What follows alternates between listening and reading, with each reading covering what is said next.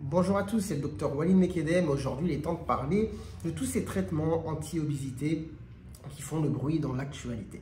À vrai dire, vous avez sûrement entendu parler déjà depuis un moment de l'Ozempic, qui est un traitement normalement utilisé dans le diabète de type 2, mais qui a des propriétés amaigrissantes et qui du coup était parfois utilisé hors AMM, c'est-à-dire hors autorisation de mise sur le marché, dans le cadre de l'obésité. Mais ça a donné aussi pas mal de détournements avec du trafic de ce type de médicaments. Même des stars se vantaient de faire des cures d'Ozempic pour maigrir. Bon, les choses ont évolué. Aujourd'hui, on a des nouveaux traitements, mais de la même famille, qui ont cette fois l'AMM, autorisation de mise sur le marché, dans le cadre du traitement de l'obésité.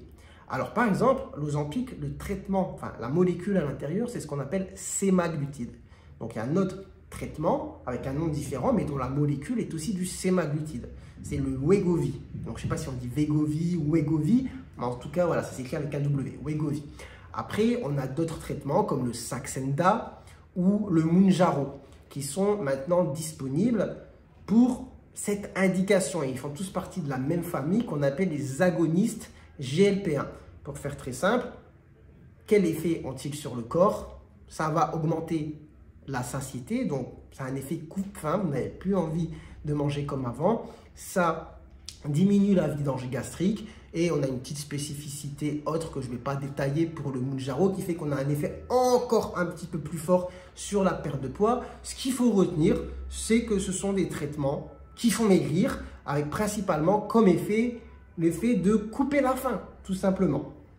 Enfin, tout simplement, vous m'avez compris, mais en tout cas, c'est ça l'effet principal, c'est la faim est coupée, on augmente la satiété et puis du coup, on mange moins et donc forcément, on perd du poids avec une perte de poids qui peut être quand même assez conséquente, entre 10-15% selon la molécule. Ce sont en général des médicaments injectables avec une dose hebdomadaire pour la plupart de ces traitements.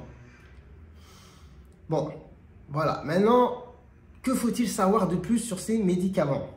J'ai envie de dire pas grand-chose. À part que comme tout médicament, il y a des effets indésirables, il peut y avoir des troubles digestifs, des nausées, des diarrhées, vomissements, troubles intestinaux.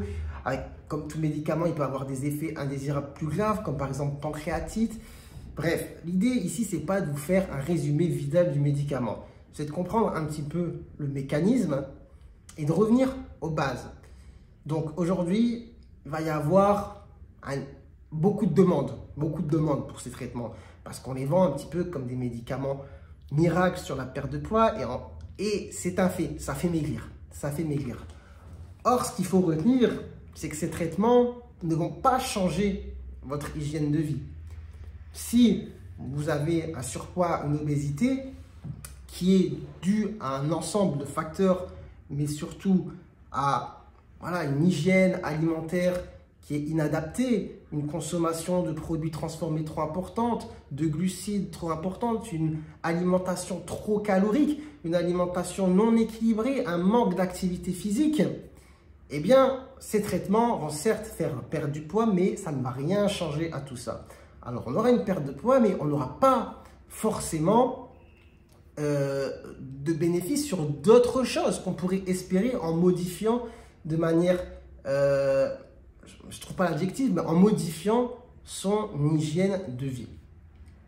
Donc, ce qu'il faut retenir, pour moi, là, je vous donne un petit peu aussi mon avis, je vais au-delà des faits, c'est que ces traitements sont vraiment à utiliser dans le cadre d'un dernier recours, où malgré tous les efforts mis en place sur la diététique, l'hygiène alimentaire, l'activité physique, on n'a pas d'effet, on n'a pas de bénéfice, on n'a pas de perte de poids.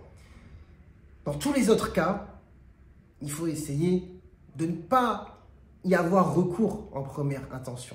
Il faut avoir un suivi nutritionnel, réadapter son alimentation, avoir une meilleure hygiène alimentaire, augmenter sa dépense énergétique.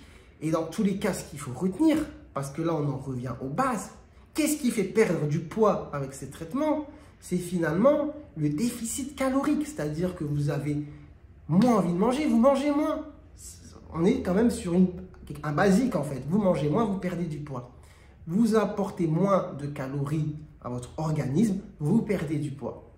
Donc, dans l'idéal, après évidemment, je sais que c'est plus facile à dire qu'à faire, mais il faut quand même dire les essentiels, les bases. Il faut essayer de manger moins calorique, de manger plus équilibré, d'avoir plus de dépenses énergétiques pour perdre du poids. Et dans certaines situations, malgré cela, on rencontre des difficultés. Il y a toujours la composante psychologique qui est à traiter parce qu'en général, quand on est en surpoids, obésité, il y a souvent un mal-être psychologique, quelque chose qui fait qu'on mange beaucoup, qu'on mange sucré, qu'on mange calorique. Et donc ça, c'est une cause à soigner aussi, à traiter. C'est important d'avoir un suivi psychologique, de comprendre pourquoi on en est arrivé à cette situation, comment faire pour débloquer les choses, pour éviter de manger autant. À côté de ça, il faut faire les choses plus sur le plan physique pour essayer d'apporter moins, de dépenser plus et d'avoir un déficit calorique et de perdre du poids. Quand la situation devient complexe et qu'elle peut avoir des répercussions importantes sur la santé cardiovasculaire, articulaire, etc., eh bien, il existe maintenant des traitements qui peuvent aider. Mais il ne faut pas aller les chercher en première intention pour perdre du poids.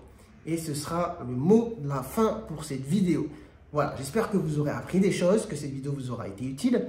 Si c'est le cas, n'hésitez pas à liker, à partager, à vous abonner si vous découvrez la chaîne. Et sur ce, je vous dis prenez soin de vous, prenez soin de votre santé et à très bientôt, je l'espère, pour de nouvelles vidéos. Ciao, ciao!